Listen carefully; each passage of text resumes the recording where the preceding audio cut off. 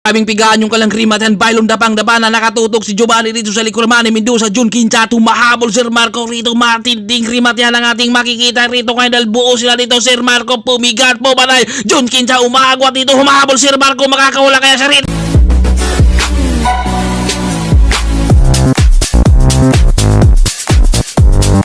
Matinding bakbakan na naman sa ating executive category Dinagyang Mayor's Cup Criterium Race 2026. Magandang laban ang ating makikita rito. Ito yung mga veterano natin na hindi na ito madalas nag-iinsayo, pero alam naman natin na meron dito mga sikretong ensayo at nandito si 4M sa likuran, John Ginza, si Manny Mendoza. Kaya abangan natin kung makakabanat ba sila rito ngayon. Dahil siyempre, hindi na ito pwede mautsakan at pagkabitaw eto kagad dalawa lumabas sa ating harapan ng peloton, no?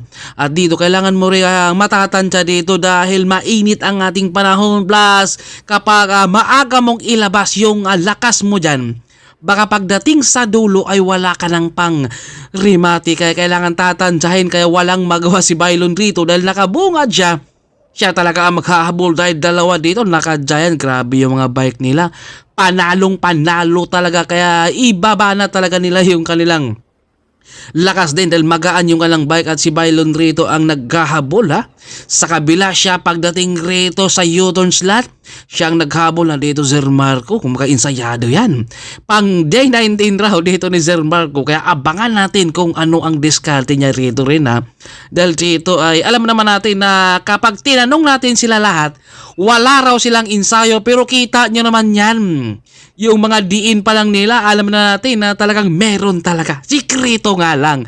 At si Bailon rito ang humahatag dahil dalawa kanina ang sumubok. At ito naman yung kategory nila Lazaro dyan. Kung makauna silang binitawan at itong dalawa talagang nagpupursigi sila, agresibo sila na makakawala dito dahil 20 minutes lang yan.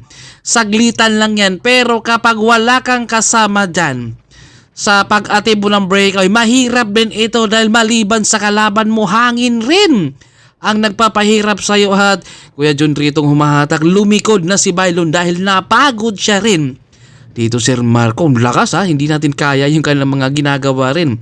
Yung mga tanging mga insayado talaga ang kayang gumawa yan. Ito yung harapan dahil yung dalawa kanina ay sumubok sila mag-attempt ng break, ayun nga lang hindi rin talaga nakawala dahil hinabol rito ni John Quinta at lumikod na rin si Bailon dahil nagpapahinga siya. Kailangan mong dumiskarte rin, bumungad na. Ito dito si Kuya John rito, kumbaga di pinsahan tong mga ganitong kategory dahil yung kanina mga galaw alam na yan nila ng bawat isa, kumbaga hindi na yan pwede mautakan. Kumbaga mauutak na talaga yan. Kaya kapag ikaw naman ang magtatrangko rito, alam mo na, pagdating sa dulo rin, medyo talagang paubos na yung lakas. At si Manny Mendoza, Bailon, mukhang nagkakabantayan yung dalawa sa likuran. Abangan natin kung sino ang unang babanat sa kanila dahil kita nyo naman yan, nagkakabantayan sila sa likod. At pangalawa rito sa peloton natin, si John Ginza, dito rin si Giovanni. Ito yung mga malakas rumimati Ito nagkakapigaan na, unti-unti nagbubunga Sir Marco kakaiba talaga yung mga galaw nila, wala pang ensayo yan. Paano na lang kaya kapag meron talagang ensayo yan Dahil syempre dito kapag nandito ka na sa loob ng karera, kung mata-challenge rin yung sarili mo, kahit alam natin na hindi na madalas talaga nag-iinsayo, pero kapag nandito ka na sa loob, plus nandito yung mga malakas, mapapasabay ka rin talaga dahil hindi ka rin basta magpapaiwan rin dahil unahan lang yan. Kumbaga nag-aantayan lang din to sila kung sino ang unang bumitaw rin at sino ang unang mauubusan dahil sa ganito kainit rin na panahon. Talagang mag-iinit talaga, kailangan mag-overheat ka, kailangan na more water talaga ang kailangan mo rito. At maraming salamat kay Sir Alex Bilan. Shout out din sa mga team Cambiados, sa lahat ng mga dumayo rin dito sa Dinagyang Iloilo 2026 Criterium Race. Ito may pumanay na naman.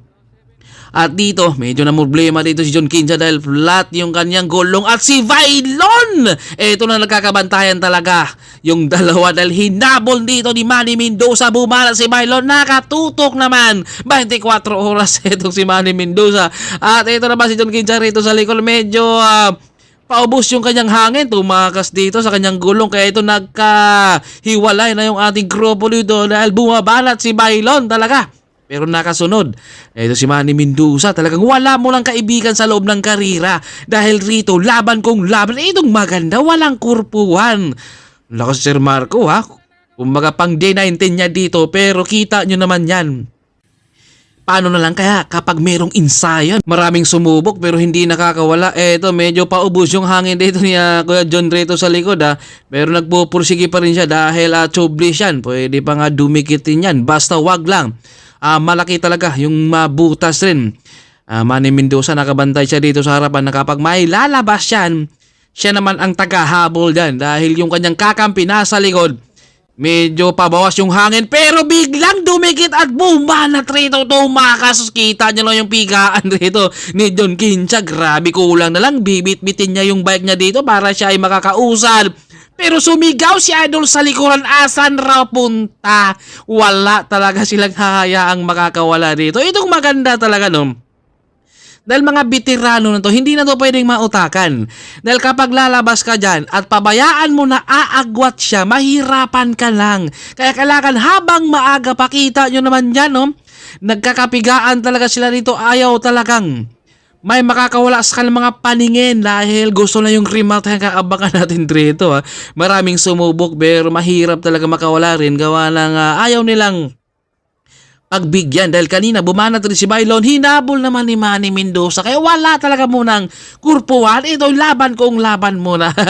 Ito sa likod si Kuya John Rito, kumbaga medyo malambot yung kanyang gulong pero sana makakasurvive siya rito dahil kapag ikaw ay na-flat rito medyo next year talaga ang bawi mo rito rin at natanggal yung clutch ni Idol rito sa harapan. Buti na lang medyo nakokontrol pa niya dahil kapag matulin yung takbo nito at natanggal yung clutch mo doon, nako medyo delikado dahil siyempre yung nasa harapan baka masagi mo. Ito natanggal yung clutch. Ito may lumabas Manny Mendoza, talagang grabe. Napaka sa Bisaya pa alisto kaagad dito si Manny na kapag may lalabas.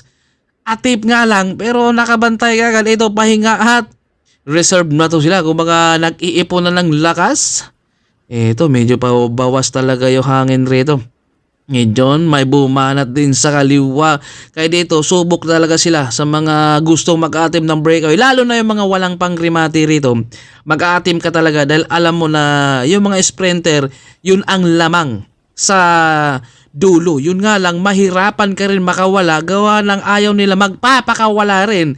Kaya eto, kumbaga gasolina na muna sila dito dahil napakainit yung ating panahon para kailangan talaga hindi ka mag-overheat dito sa ganitong na oras din. At magandang laruan din dito sa may Sunset Boulevard ng Iloilo. Kumbaga hawak mo rito yung daan kahit saan ka dumaan basta dito lang sa Maya Boulevard din bawal kang tumuwid sa kabila rin.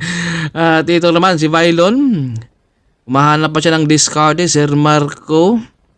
Sprinter to si Sir Marco. Kumbaga malakas yan. Kumbaga kahit bihira lang yan nag-iinsayo at saka lang remat yan, buo pa rin sila dito, walang nakakawala talaga.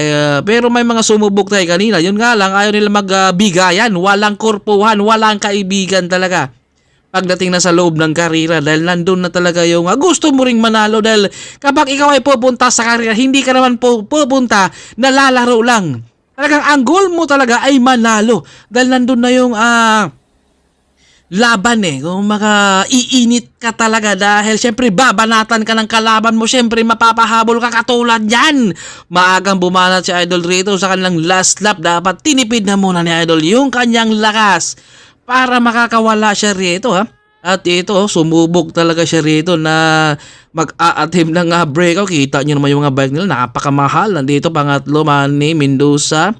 At si Bailon, Sir Marco, humabol din siya dito dahil nagkakabigaan na sila dito sa kalang remat yan. Grabing hingal kung hingal talaga dito. Pero syempre dahil remat yan ibubuhos na dahil wala na bukas. Dahil kinabukasan nito mag-insayo na naman sila. Ito nagkakapistuhan na. Kung ubusan, kung kondisyonan rin naman talaga to sa huli. At saka tamang timing, kailangan mo rin talaga matatansya mo dahil syempre yung mga nasa likod, yun talaga ang mananalo dahil kapag ikaw ay bubunga dyan, tutukan ka lang talaga at si Bailon nakabunga, Giovanni ang nasa likuran at nasa likod din. John Quincha at Manny Mendoza at Sir Marco nag-aantay rito sa likuran kung sino ang magbuelo na dito rin dahil mga sprinter nag-aabang talaga. At ito nakabungad rito sa harapan. Sino kayang mananalo pa? Tsambahan at paswertihan. Bailon nakikiramdam. Nakabungad. Unti-unti nang bumubungad yung mga nasa likod. Pumanay rito sa kaliwa. Umangat sa harapan. Grabing pigaan na rito. Pero malayo pa yung kanilang finish line rito. Bailon nakatutok si Giovanni. Humahabol rito Sir Marco. Grabing pigaan ni Sir dito.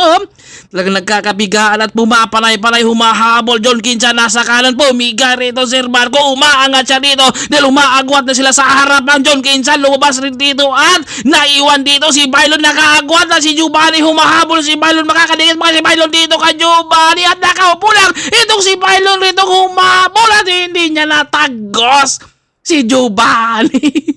na hindi lumusot. Grabing pigaan ni Sir Marco rito. Pag pigaan ni Sir Marco rito, nasa harapan ay hindi na siya makakalusot kaya nailang naudlot yung kanyang paglabas. John Quincha pumanay siya rito pero grabe si Bailon dito, sinubukan pa niyang habulin at hindi na makatalayo si Bailon dyan at grabing angat dito ni Giovanni si Bailon. Kung malayo pa sana yung finish line, kaya niyang tagusin pero maiksi lang kaya hindi siya tumagos kay Giovanni. Naisahan si Bailon. Ganun talaga. Kapag hindi para sa'yo, babawi yan sa diction.